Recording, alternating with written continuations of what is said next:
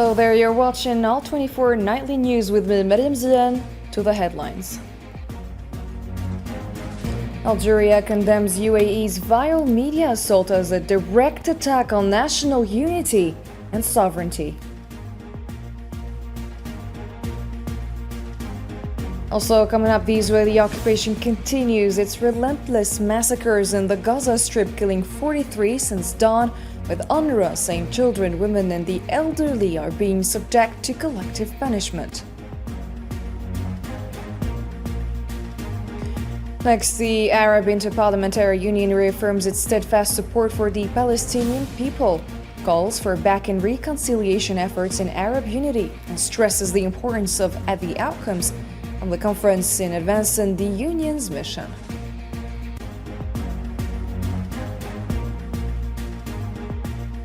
And as the fourth round of talks on Tehran's nuclear program is postponed, leaks about the anticipated deal suggest it closely resembles a 2015 agreement. The U.S. Secretary of State urges Iran to cease all uranium enrichment activities, while Tehran rejects the language of threats following Trump's demand to halt Iranian oil purchases.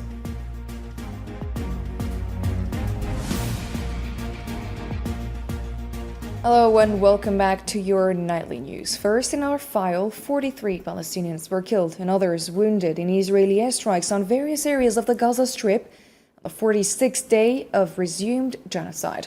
Israeli warplanes targeted a home belonging to the Al Abu Zaina family in Al Barej refugee camp in central Gaza, killing 9 people and wounding others.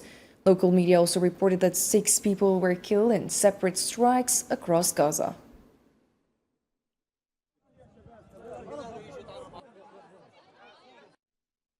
An UNRWA Commissioner General Philippe Lazzarini stated Friday that Israel must lift the blockade and allow humanitarian aid and supplies to flow into Gaza. He added that the suffocating siege is killing more children and women every day, in addition to those who are dying from Israeli bombings.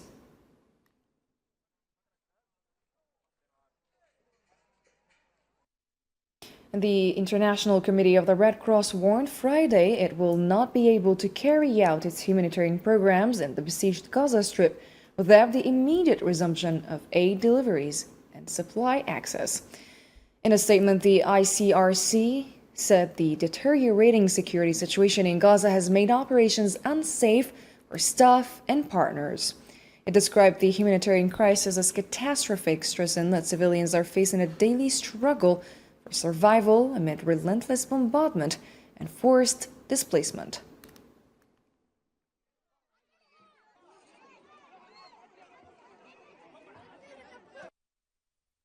The deteriorating security situation in the Gaza Strip is severely hampering the ability of our staff and partners to medical teams and facilities must be respected and protected at all times. Without immediate measures, Gaza will descend into chaos beyond the reach of humanitarian response. Civilians in Gaza have been left without the basic necessities required to survive. Palestinians are facing a daily struggle for survival amid relentless bombardment, displacement, and a critical lack of aid. Israel bears sole responsibility for meeting the needs of Palestinian civilians under its control.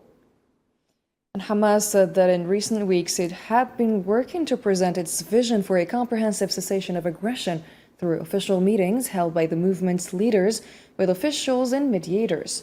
Hamas leader Abdurrahman Shadid said that on April 17, Hamas presented a clear vision based on a comprehensive and simultaneous agreement that includes a permanent cessation of aggression, a complete withdrawal of occupation forces from Gaza, lifting the blockade, the entry of aid, and relief and reconstruction, in addition to a comprehensive exchange deal leading to the release of all occupation prisoners in one batch.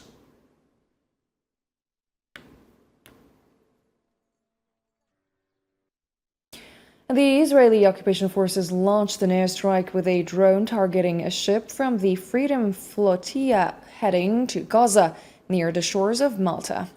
In statements to Algeria International Channel, Algerian MP and Vice President of the Algerian Initiative to Support Palestine and Aid Gaza, Youssef Ajiza, confirmed that the ship was subjected to heavy shelling before its departure, causing significant damage that led to power outages and the loss of all communication systems.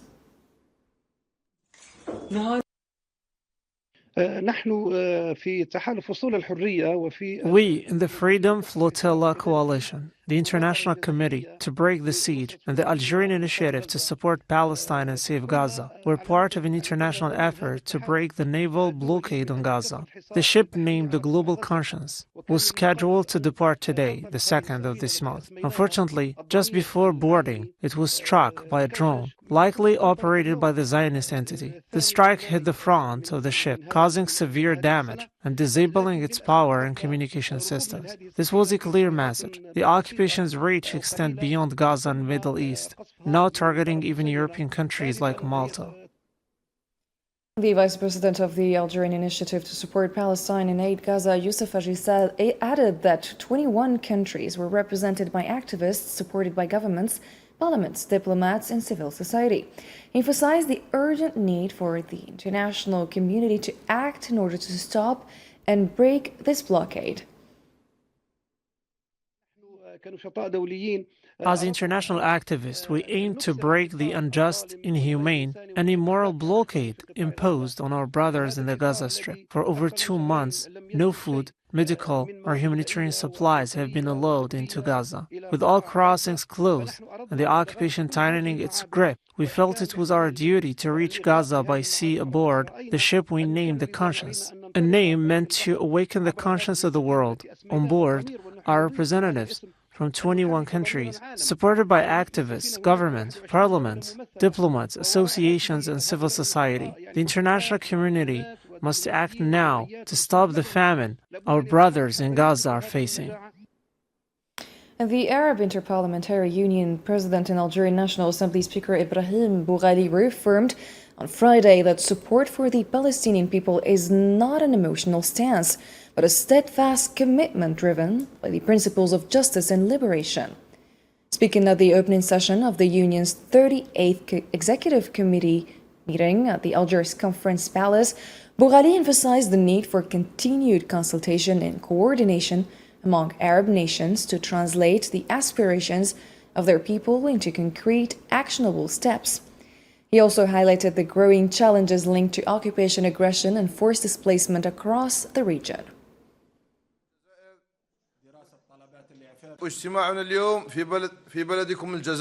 Our meeting today in your country, Algeria, is a reaffirmation of our shared conviction in the importance of continuous consultation, institutional coordination, and the development of the Union's working mechanisms in order to achieve its noble objectives and translate the aspirations of our Arab peoples into concrete and practical steps.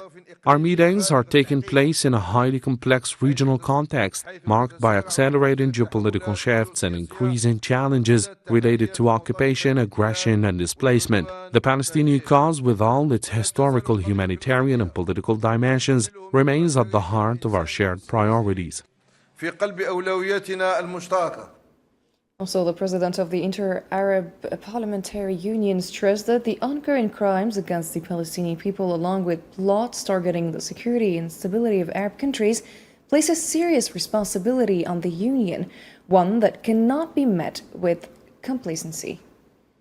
The ongoing crimes committed against the Palestinian people and the unprecedented humanitarian suffering we are witnessing in the Gaza Strip and across the occupied Palestinian territories, as well as the threats targeting the security and stability of our countries through various schemes and conspiracies, place upon us a responsibility that allows no complacency or evasion. From the land of Algeria, a country that has always stood by all just causes, foremost among them the cause of Palestine, we reaffirm that our support for the Palestinian people is not driven by emotion, but is a steadfast commitment guided by principles of dialogue and justice, and reinforced by the historical positions of our countries and our parliaments. And the president of the Arab Interparliamentary Union also called for supporting efforts toward Arab reconciliation and unity, urging member states to prioritize shared interests over temporary disputes, as he put it. Today, more than ever, the Arab Interparliamentary Union is called upon to enhance the effectiveness of its performance, strengthen its presence, and renew its tools of engagement so that it may serve as a genuine Arab voice in international forums, a voice that defends the causes of the nation, Arab unity, and the right to development, stability, and self-determination.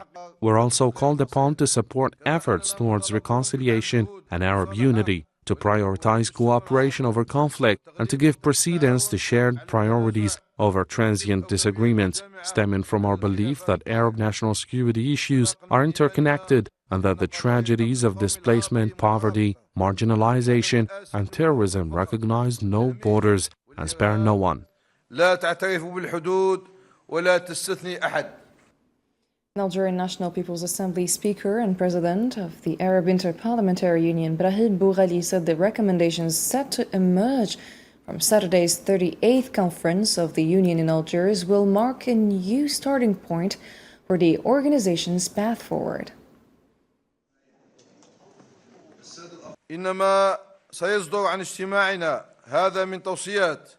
The recommendations that will emerge from the meeting will serve as a roadmap for the proceedings of the Algiers Conference and mark a new starting point in the journey of the Union, one that strengthens its mechanisms and affirms its mission as a unifying platform for Arab parliaments and a free forum that raises the Arab voice against injustice and puts forward initiatives to secure an active role with the international parliamentary system. Let us rise to the responsibility and meet the challenge to be a voice for justice, a bridge of unity for a better Arab future. And in other news, Israeli warplanes launch airstrikes on Syria's capital, Damascus, near the presidential palace early Friday morning. This marks the second Israeli attack on Syria in 2 days, following earlier pledges to defend what it described as the Druze minority.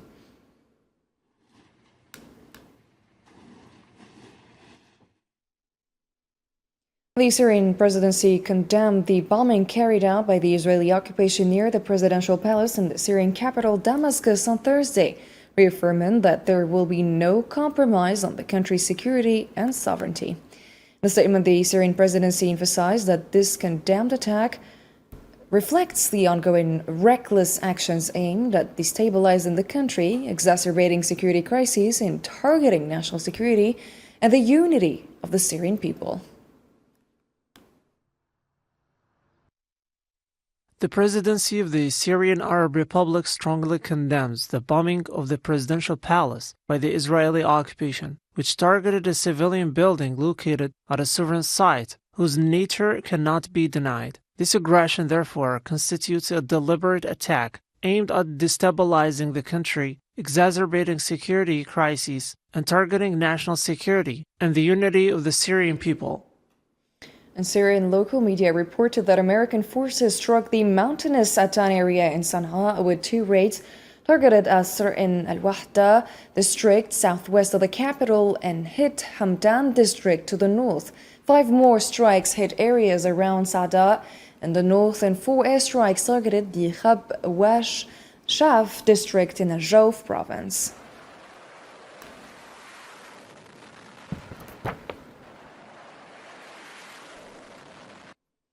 And Yemen's Houthis claimed responsibility for firing 2 missiles thousands of kilometers north, targeting Ramat David Air Base in occupied Palestine as well as Tel Aviv area on Friday. The Houthis say their attacks on the Zionist entity and Red Sea shipping are in solidarity with the Palestinians over the war conducted by the Zionist forces on Gaza. Houthis also pledged to expand their range of targets in the occupied Palestinian regions in retaliation for a renewed offensive in Gaza.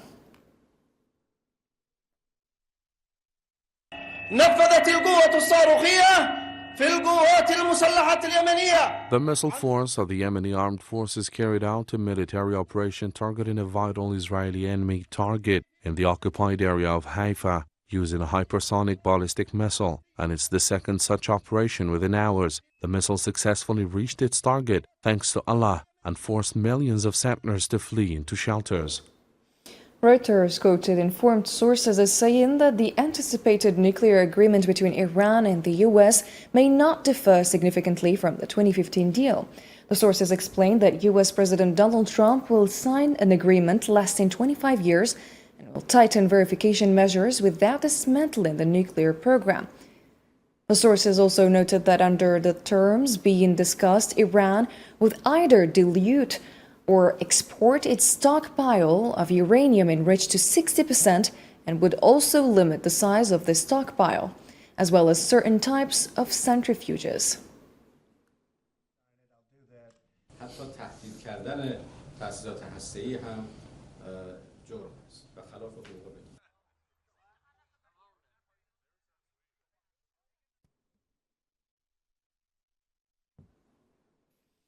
Iranian Foreign Minister Abbas Araghchi said his country is more determined than ever to reach a fair and balanced agreement with the United States. Araghchi added in a post on the X platform that it was decided to postpone the fourth round of negotiations scheduled for Saturday in the Italian capital Rome for technical and logistical reasons, in agreement with the US and the Sultanate of Oman. We decided, along with the Omani and American sides, for technical and logistical reasons, to postpone the fourth round of negotiations. We are more determined than ever to reach a fair and balanced agreement that ensures the end of the sanctions and builds confidence that Iran's nuclear program will always remain peaceful, while ensuring full respect for Iran's rights. U.S. Secretary of State Marco Rubio told Fox News on Thursday that Iran should not be afraid of nuclear inspections, including by Americans, amid diplomatic efforts between the two countries over Iran's nuclear program. Rubio also confirmed that a fourth round of talks between the two nations, the event, originally scheduled to take place in Rome on Saturday, has been postponed, with a new date to be set based on the U.S. approach. Iran simply needs to say, we've agreed to no longer enrich, we're going to have reactors because we want nuclear energy, and we're going to import enriched uranium. This is an opportunity for them if they take it. This is the best opportunity they're going to have. An Iranian foreign ministry rejects U.S. threats and pressure, calling them harmful to national interests. In a statement Friday, the ministry condemned ongoing sanctions and pressure on Iran trade and economic partners, describing this as further evidence of what it called the Iranian people's justified skepticism regarding U.S. sincerity in pursuing diplomacy.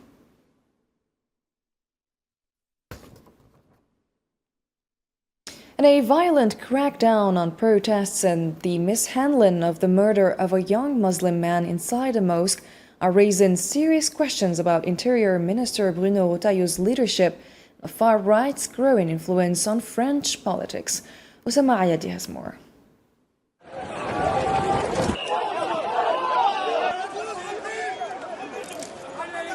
This is what happens when the Ministry of the Interior abandons its core duties. Batons and excessive repression by the French police have become the norm. Beatings indiscriminately target both pedestrians and protesters, while tear gas fills the air in streets crowded with children and families. What unfolded in Paris, Bordeaux, Lyon, Marseille, and other major cities is not merely a rejection of Retailleau's far-right policies. It is a stark exposure of the duplicity of his rhetoric, which contradicts the very claims of rule of law and equality that French politicians so often boast about. Times are very, very difficult. They are trying to divide us by every means, and so it's important to be here and fight together. Also to remind people that social gains, well, they're never gains, except in name, that we must continue to fight. This grim reality is compounded by Retailleau's handling of the murder of young French Muslim Cissé, his suspicious silence and refusal to meet with Cissé's family more than a week after the tragedy revealed a deeper and darker narrative of racism and discrimination. The unequal distribution of patriotism certificates based on Retailleau's biased scale underscores a troubling double standard. In the face of this Islamophobic terrorist attack, where was the minister responsible for protecting all our fellow citizens, regardless of their faith? Because we had to wait 2 days. As public outcry grows and pressure mounts on Rotayo and his supporters, he has resorted to dismissive rhetoric, declaring that Cissé is merely an individual, not a French citizen. The statement encapsulates the internal security failures and police violence that have plagued his tenure. Bruno Rotayo's attempts to assume the role of foreign minister in François Bayrou's government are seen as a desperate attempt to mask his domestic failures. Yet this role has proven just as unsuccessful, leading to diplomatic setbacks for Paris and escalating crises, including the deterioration of relations with Algeria. And elsewhere, political parties and organizations in Mali have called for mass protests Saturday against the military regime's policies. The protests target the dissolution of political parties and the cancellation of the political transition, which is seen as a move to obstruct elections. Local media confirmed that media professionals and workers will also hold protests on Sunday in defense of press freedom and democratic gains, which they say are under threat. The outlets noted widespread calls for public mobilization against growing authoritarian restrictions on political and civil life.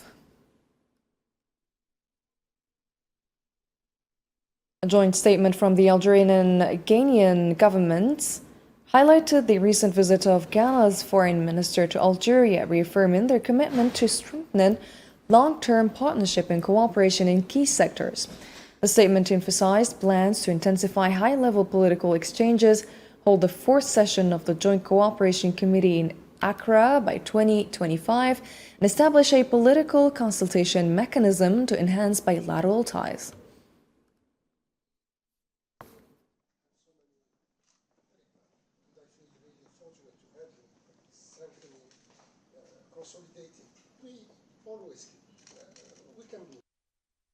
The visit reaffirmed Algeria and Ghana's shared commitment to strengthening their long-term partnership and advancing cooperation in key sectors. Both sides agreed on a roadmap with priority actions, including intensifying high-level political dialogue through regular visits. They plan to hold the fourth session of the Permanent Joint Committee for Cooperation in Accra before the end of 2025 to implement joint projects in higher education, vocational training, justice, transport, agriculture, health, pharmaceutical, agro-industry, and construction materials. They also agreed to establish a political consultation mechanism, sign a memorandum of understanding, finalize draft agreement under negotiation, and propose new legal tools to boost cooperation. Algerian Foreign Minister Ahmed Attaf and his Ghanaian counterpart Samuel Okudesto Ablakwa reaffirmed their commitment to multilateralism and the principles of the UN Charter and the AU Constitutive Act. The joint statement stressed the importance of coordinating African responses to regional and global challenges. The minister welcomed Algeria's selection to host the African Continental Free Trade Area Trade Fair from September 4 to 10, 2025, emphasizing its role in advancing AFCFTA goals and boosting African economic integration. Both sides highlighted its importance in driving structural transformation across the continent, with Algeria commending Ghana's key role as host of the AFCFTA Secretariat. The ministers reaffirmed their commitment to multilateralism, the UN Charter, and the AU Constitutive Act, stressing the need for a coordinated African response to regional and global challenges and advocating African solutions to African problems through dialogue, reconciliation, and negotiated settlements. The fabricated mini-state of the UAE has escalated its aggression against the unity and identity of the Algerian people through dangerous media content that crossed all red lines. It deliberately targeted the foundational values of Algerian society, attempted to cast doubt on their origins and deep-rooted history. This attack on Algeria, a nation with a proud legacy of resistance, is a desperate move by entities lacking genuine roots and sovereignty. The UAE has become a source of ideological provocation and sedition, exploiting a self-serving voice in the historical discourse. Algeria, which sacrificed millions of martyrs for its unity, will not yield to provocations, nor tolerate any assaults on its principles and identity. This media and incitement will not go unanswered, and those responsible will face moral and public accountability. Undermining the unity of the Algerian people is not just a media offense, it is an assault on their values, sovereignty, and shared future, carried out to gain favor with those unsettled by Algeria's stability and progress. Algeria will not dwell on the support it once gave to the fabricated entity, but as dignified nations do, it will respond firmly and decisively.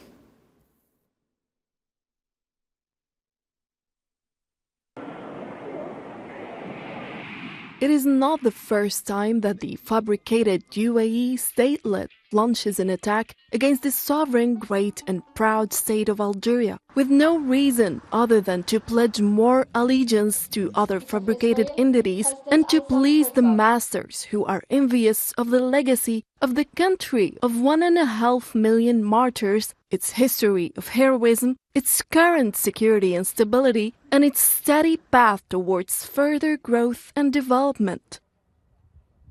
Algeria, which is, as everyone can witness, a deep-rooted nation in human history. Despite Algeria's known wisdom, clairvoyance, calmness, and forbearance, as well as its sacred respect for relations of brotherliness, and despite the numerous explicit and implicit warnings that urge the plotters to refrain from their heinous conspiracies, the fabricated UAE statelet insists on turning its back on all the good and fraternal relations and on the many stances of support and solidarity shown by Algeria during its founding 5 decades ago.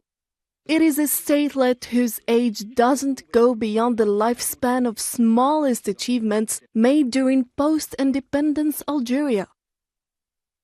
This fabricated statelet turned into a factory that produces evil and sedition has turned once again through one of its despicable channels to spew a new form of venom and spread fake news about the Algerian society. The difference this time is that the fabricated statelet has crossed every red line and every boundary that noble, ancient, and brave Algeria might ignore and turn a deaf ear to.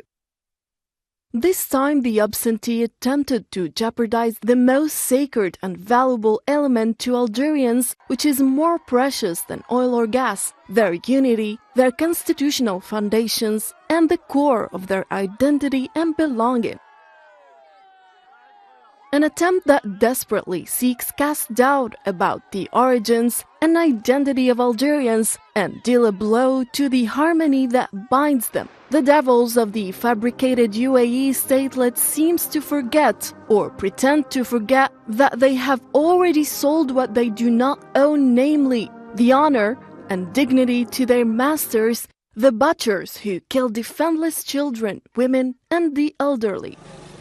They forgot or pretend to forget that the proud Algerian citizens, the descendant of Massinissa, Jugartha, and Kahina, all the way through to the valiant martyrs of the blessed Liberation Revolution, may turn a blind eye to anything and everything from a fake brother who pretends to be a friend, but under no circumstances will he tolerate attacks on his unity or any infringement on the foundations of his identity and the constants of his constitution. Algeria has paid a high price during its liberation war to recover its freedom and dignity and prevent the liberation of its identity thanks to its brave, proud and steadfast freedom fighters, and is now strong with its National Liberation Army and the unity of its sons and daughters who are willing to sacrifice their lives so that Algerian Algerians live in peace, security and prosperity.